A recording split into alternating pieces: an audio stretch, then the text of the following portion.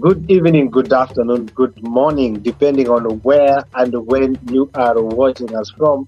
My name is Mutadi Wawashirawanyagamujiwa Bariakarinkizi. Yes, Ali, it is a beautiful day. It is the 10th of the 11th month of the year 2022. And this is the state of the continent. Ali, how are you? I'm doing great, my brother. My name is Ali Malikana. Welcome to the state of the continent. Tonight it's gonna rock and roll. Thank you so much, buddy. Thank you, Ali. I've just noticed that since the last time we were here reporting the state of the continent, Africa has been busy.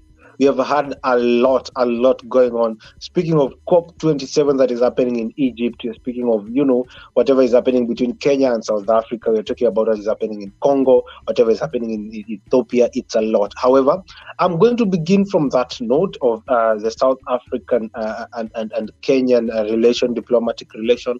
Yesterday, your president, Cyril Ramaphosa, was here in Nairobi, in the State House of Nairobi, and they were talking with our President Ruto. So they came up with an agreement that we as Kenyans will be able to traverse through South Africa and enter in South Africa from the 1st of January 2023 within a period of 90 days, visa-free.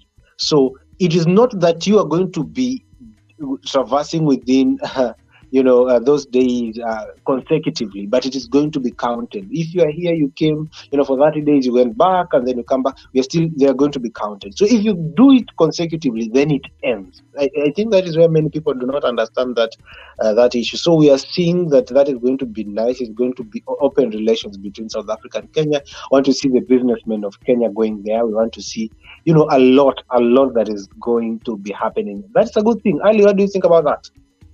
No, that's a good thing, my brother. We see that there are a lot of people that are in South Africa who are running businesses coming from Kenya. They were spending a lot of money in paying visas. And also we have South Africans this side who are also doing business in Kenya. It's going to be a good thing for them and it's going to work for them. And we are also ready. We're busy packing our bags so that we can be able to come to Kenya and do whatever we want to do for the 90 days. Come from January and nothing much, man. Also, I want to add up, we are actually learning from the social media that Twitter actually, there's a news that are looming up saying that Twitter wants to fire some of the staffs that are working in Ghana in the African branch, which is quite amazing. A lot of people are quite confused to say that why they're not being given 3 months notice before they fire them.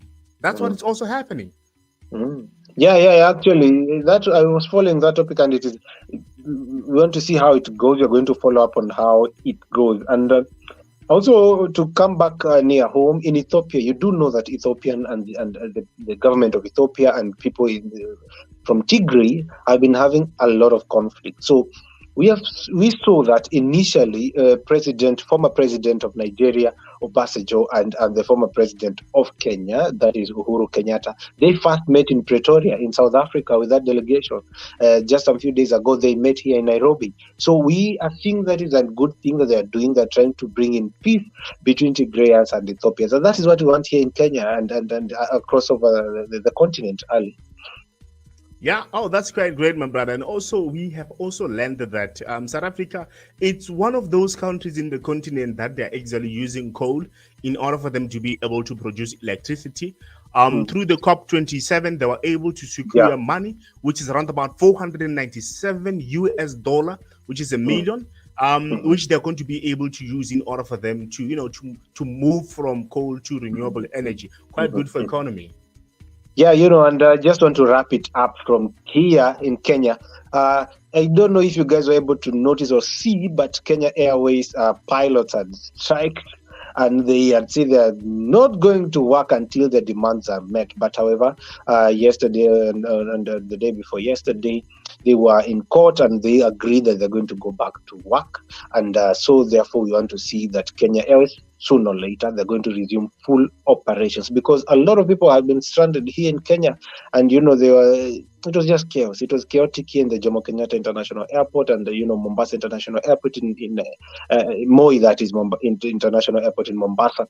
Yeah, so it was chaotic because of this strike. And just to wrap it off, also we have seen that our president, who's also the commander-in-chief of the Kenya Defense Forces, has sent some troops all the way to Congo, where they will try to, peacekeeping missions are going to go there, and they're going to spend more than 6 months. And I was following on the figures that were being laid, and yeah, it is subject to contradiction, especially with Kenyans here, because we are facing a lot of issues. And if they are going to stay there for 6 months, it's going to accrue to almost 4 billion Kenya shillings. They're going to spend that much.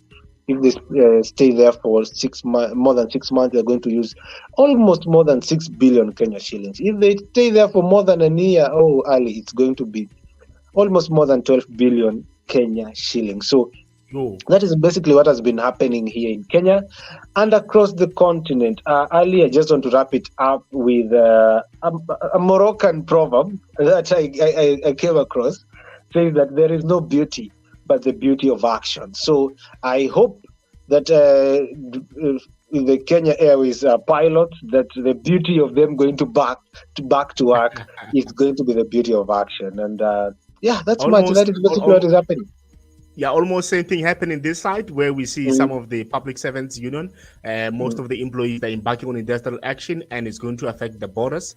Possibilities are quite high that most of the state employees might not be able to go to work because they'll be embarking on industrial action, looking for salary increment, my brother. That we call the night. Thank you so much. Asante se, karibu se. Ali, before we wrap it up, we want to thank everybody for keeping in tune to State of the Continent, for subscribing, for sharing, for commenting. Continue subscribing, sharing, and commenting across all our social media platforms.